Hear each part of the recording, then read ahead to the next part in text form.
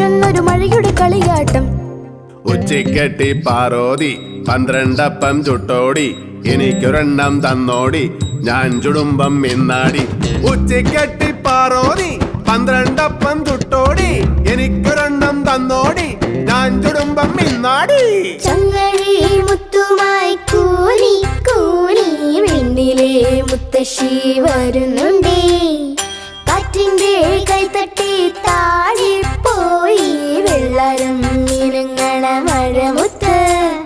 കുന്നിന്മേലെ ഒന്നു വീണു, ചന്നം ഭിന്നം രണ്ടു വീണു, പിന്നെ പിന്നെ പേകുപെരുത്തു പെരുമഴയൊരു പുഴയായി.